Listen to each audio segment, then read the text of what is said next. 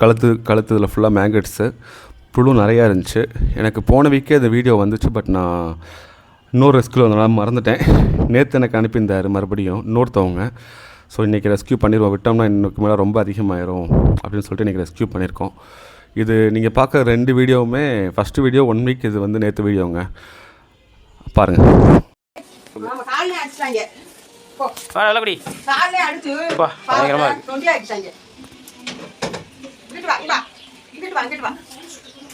இது எப்படி ஒரு மாதம் இருக்குமா? இல்லை நீங்கள் ஒன்றும் பண்ணாங்க.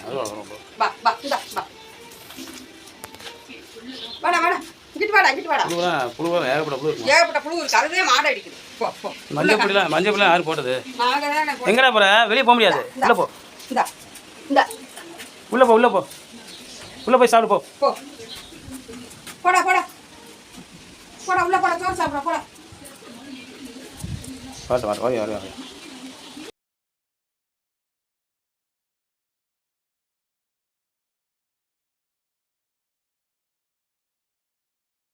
சமத்தா கூண்டில் ஏறி உட்காந்துட்டாங்க. சாப்பாடு வச்ச உடனே டேரெக்டாக ஹாஸ்பிட்டலில் கூப்பிட்டு போனாங்க.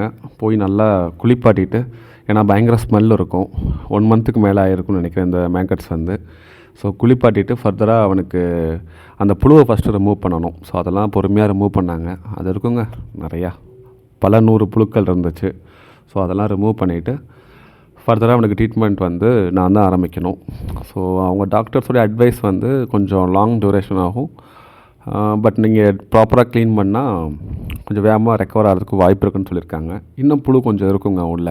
ஸோ நாளையிலேருந்து நான் மல்லு கட்டுவேன், ஏன்னா இப்போ என் வீட்டுக்கு வந்துட்டான். ஸோ நைட்டு ஃபுட்டு வச்சுருக்கேன், நல்லா சாப்பிட்ருக்கான். அது போக டேப்லெட் நைட்டே ஆரம்பிச்சிட்டேன். அது போக நம்ம கொஞ்சம் டைம் ஸ்பெண்ட் பண்ணணுங்க.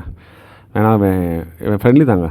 ஆள் கொஞ்சம் பல்க்கு, கொஞ்சம் வயசானவன், ஃப்ரெண்ட்லி தான். ஸோ இப்போ என் வீட்டில் தான் இருக்கான். நான் முயற்சி பண்ணுறேன், ஃபர்தராக நான் அப்டேட் பண்ணுறேங்க. நன்றிங்க.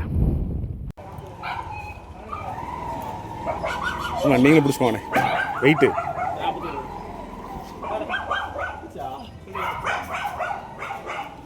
மொட்டை மாடினே.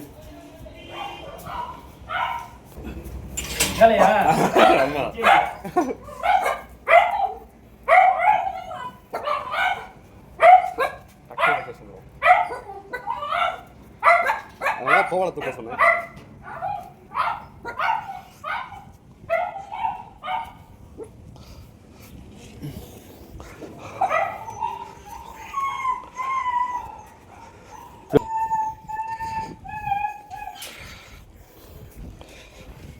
இதான் செட் ஆகும் உங்களுக்கு.